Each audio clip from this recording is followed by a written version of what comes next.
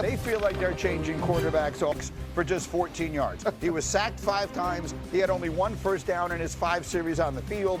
He was pulled with 2 minutes and change left in favor of Tyler Huntley. That decision had people asking their head coach, Kevin Stefanski, questions like this. Can you address this sort of persistent narrative that that you're trying to sabotage Shedeur Sanders, especially after yesterday and not putting him in for the 2-minute? Yeah, obviously, I don't concern myself with outside type of things, but I'm committed to his development, just like all of our rookies. So we'll continue to focus on getting our guys better, and that's what we'll stay committed to, and that's what's important to me. Okay, to recap, because we touched on this story a little bit earlier, we all agree the notion that they're sabotaging him is ludicrous. NFL teams don't do that. Certainly don't do that in this context or in any context. So it's ridiculous, almost too ridiculous to address. That said, here's the piece where I understand why people think they're seeing something other than what they're seeing. Because there are many, myself included, who viewed Shedeur Sanders differently than the way he is actually perceived. Yes. His lot in life is he is a 5th-round pick in the NFL. This is how 5th-round picks get treated. We thought to ourselves, why aren't they doing everything they can to try and figure, oh my God, a miracle befell us and we got this guy in the 5th round. They haven't done that, and others are looking at that and saying, oh wow, they're sabotaging him. I understand what people think they're seeing. Yeah, because people think with their feelings, right? The feeling was that Shedeur Sanders was a certain thing. We treated Shedeur Sanders as a certain thing. The entire coverage of this NFL draft was about when will Shedeur Sanders be picked? And when he was picked in the 5th round, maybe because of your individual evaluation, mine or Dan or Schefter's or Greeny's, we felt, oh my goodness, they got this player that could be a potential franchise quarterback who we thought was going in the 1st round. In the 5th round, they should treat him like a 1st rounder. Well, that's not real life. Right. Real life is when you are a 5th round pick, you are treated like a 5th round pick.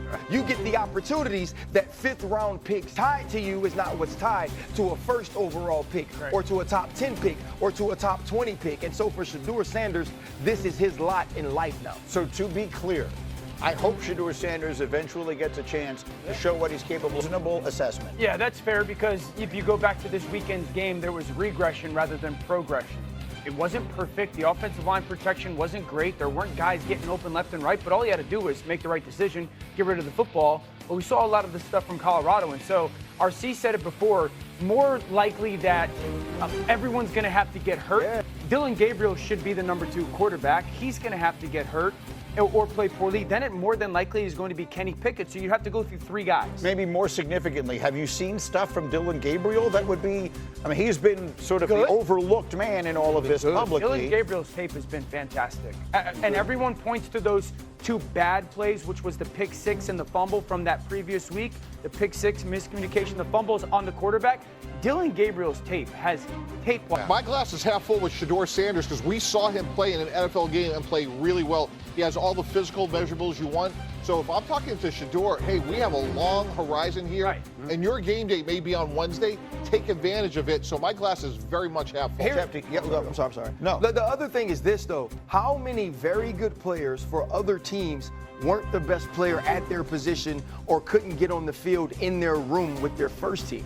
Right, there's so many players who end up being good players in this league, but it's who are you compared to the person sitting next to you? Right. What we have is film that we could compare between Dillon Gabriel and Shedeur Sanders in this preseason. And when I look at that film, Dillon Gabriel is clearly the best player. Right. And I can be honest, I wanted Shedeur to be the better player. Sure. Right. I wanted to be right about my pre-draft analysis. But if you look at the film, who plays on time, who plays more efficiently, who is more accurate, right, who seems to have a better grasp of the offense is Dillon Gabriel. Yeah. Let me get Schefter in here. What is your expectation of how this goes? Well, Joe Flacco is going to be the starting quarterback against the Cincinnati Bengals on opening day. Kenny Pickett, the other veteran on the roster, has not really address this sort of persistent narrative that that you're trying to sabotage Shedeur Sanders, especially after yesterday and not putting him in for the 2-minute. Yeah, obviously, I don't concern myself with outside type of things. But I'm committed to his development, just like all of our rookies. So we'll continue to focus on getting our guys better. And that's what we'll stay committed to, and that's what's important to me.